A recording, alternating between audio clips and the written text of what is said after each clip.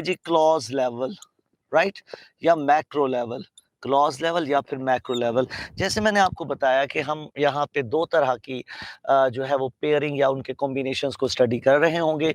एक हमारे पास आ गया कोऑर्डिनेशन। कोऑर्डिनेशन हम कहाँ पे यूज़ करते हैं और सबऑर्डिनेशन कहाँ, तो अब इनको वन बाय वन डिस्कस करना हम स्टार्ट कर रहे हैं। कोऑर्डिनेशन और सबऑर्डिनेशन। कोऑर्डिनेशन हम किसे कहते हैं? कोऑर्डिनेशन का मतलब होता है बेटा कि जब हम कोई independent clauses, independent plus independent, दो इंडिपेंडेंट क्लॉजेज को कंबाइन करना is called what? That is called coordination. और अगर हम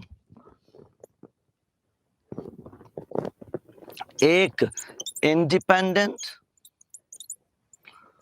प्लस डिपेंडेंट अगर इसकी पेयरिंग कर रहे हैं तो this is called what? This is called subordination. तो ये दोनों जो है हम इस तरीके से यूज करेंगे। कोऑर्डिनेशन में दोनों इंडिपेंडेंट क्लॉजेज होंगी और सबऑर्डिनेशन में एक इंडिपेंडेंट होगी और एक डिपेंडेंट होगी। अब इस पे क्वेश्चन सबसे पहले तो ये आता है, what do we mean by, आपके माइंड में भी शायद आ रहा होगा कि सर से पूछें कि इंडिपेंडेंट और डिपेंडेंट क्लॉज क्या होती है। क्लियर? इंडिपेंडेंट क्लॉज क्या है? इंडिपेंडेंट क्लॉज वो है जिसे हम नॉर्मली यूज करते हैं विदाउट एनी सबऑर्डिनेशन या डिपेंडेंसी।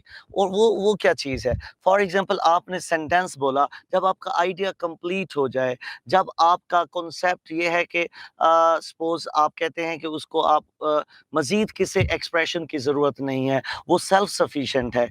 अब देखो इंडिपेंडेंट क्लॉज को कैसे आइडेंटिफाई करते हैं। For example, I needed some rest. अब ये एक सेंटेंस है। क्लियर? दूसरा सेंटेंस मैं यूज करता हूं, I went to my home. I needed some rest. I went to my home. Right? हम कहेंगे क्या? हम कहेंगे भाई ये हमारे पास क्या है? अब दो डिफरेंट सेंटेंसेस हैं, लेकिन मैं इन दोनों से एक सिंपल